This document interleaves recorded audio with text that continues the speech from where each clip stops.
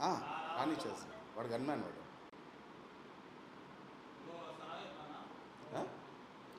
ఇప్పుడు వాళ్ళు కాఫీకి పోయినారు, కాఫీకి పంపించాను.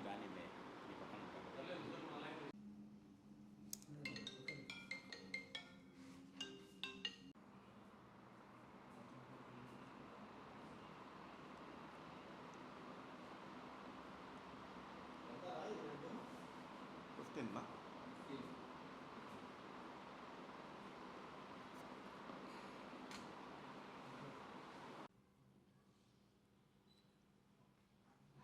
ఓకేనా. మీడియా మిత్రులకు నమస్కారం. నిన్న జరిగిన ఎలక్షన్లో తెలుగుదేశం పార్టీకి వచ్చేసి బ్రహ్మరథం పట్టి ఓట్లేశారు. మైనార్టీలు అయితేనేమి, ఎస్సీలు అయితేనేమి, ఎస్టీలు అయితేనేమి, బీసీలు అయితేనేమి, ఓసీలు అయితేనేమి, ఎవరు చూసినా కానీ బ్రహ్మాండంగా ఓటింగ్ సరళి చాలా హై లెవెల్లో తెచ్చారనమాట. పోయిన ఎలక్షన్స్కి ఈ ఎలక్షన్కి 2019 ఎలక్షన్కి 2014 ఎలక్షన్స్కి మెజార్టీ పెరిగింది.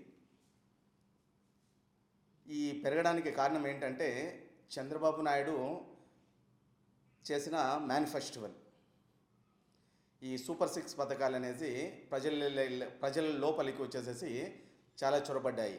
దానివల్ల వచ్చి ప్రజలు వచ్చేసి ఓటింగ్ సరళి ఎక్కువ శాతం నమోదయ్యింది అన్నమాట. ఈ వైసీపీ పాలన, ఈ రాక్షస పాలన అంతం కావాలనే ఉద్దేశంతో కూడా ఈ జగన్ అనే రాక్షసుని ప్రారదోయాలనేసేసి ఉద్దేశంతో బ్రహ్మరథం పెట్టేసేసి అందరూ ఓటింగ్ చేశారు. మెయిన్ వచ్చి స్టార్టింగ్లో వచ్చి పోలీస్ వారైతేనేమి, ప్రభుత్వ ఉద్యోగులు అయితేనేమి, ప్రతి ఒక్కరూ కూడా వచ్చేసేసి సైకిల్ గుర్తుకే ఓటేశారు. అలాగే ఇప్పుడు మేము చూసుకుంటే గతంలో నుంచి తెలుగుదేశం ప్రభుత్వం అనేది బీసీలకు అండగానే ఉంది. ఇప్పుడు కూడా బీసీలకు అండగా ఉండి 50 సంవత్సరాలకే ఇప్పుడు వచ్చి మనకు పింఛన్ కూడా ఇస్తున్నారు. 50 సంవత్సరాలకే వచ్చేసేసి పింఛన్ కూడా 4,000 రూపాయలతో అమలు చేస్తున్నారనమాట. ఇప్పుడు రేపు ఎన్డీఏ కూటమితో తెలుగుదేశం గవర్నమెంట్ ఫామ్ చేస్తుంది, ఇది నో డౌట్. తర్వాత ఇక్కడ లోకల్గా అయితేనేమి, కడప లోకల్గా వచ్చి మా తెలుగుదేశం పార్టీలో ఉంటూ మా తెలుగుదేశం కుటుంబానికి వచ్చేసి అన్యాయం చేసిన వాళ్ళు కొంతమంది ఉన్నారు.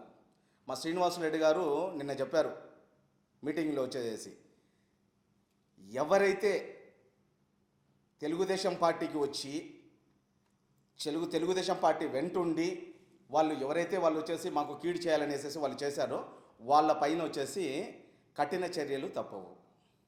మా వెంట ఉండి మాకు వెన్నుపోటు పడవలసిన అవసరం లేదు. అది తర్వాత వచ్చి మెయిన్ ఉద్దేశం ఏంటంటే మాధవిరెడ్డి గారిని ఒక మహిళ అనే ఉద్దేశంతో బ్రహ్మరథం పెట్టేసేసి ఓట్లేశారు. మాధవిరెడ్డి గారు ఎమ్మెల్యే కాదు, మంత్రి కూడా రేపు అవుతుంది. రేపు వచ్చేసేసి ఈమె కడపకి ఏమేమి హామీలు ఇచ్చిందో ప్రతి ఒక్కటి కూడా ఆమె మేనిఫెస్టోలో ఏమేమి హామీలు ఉన్నాయో ఆ మేనిఫెస్టోలో హామీలు వచ్చేసి ప్రతి ఒక్కటి కూడా నెరవేర్చేస్తుందన్నమాట. ఓకే, నమస్కారం. మీడియా మిత్రులకు నమస్కారం. మొన్న జరగబోయిన అసెంబ్లీ ఎన్నికల్లో మన మాధవిరెడ్డి గారు మేడం బాగా గట్టిగా కష్టపడింది.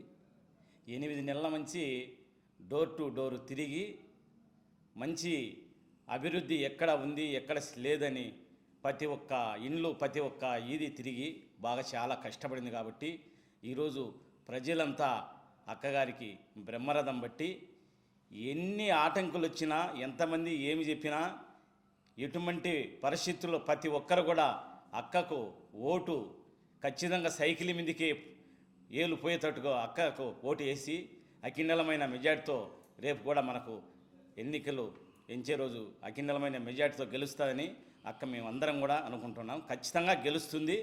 ఆమె ఖచ్చితంగా చెప్పిన ప్రతి ఒక్క పని కూడా నెరవేరుస్తుందని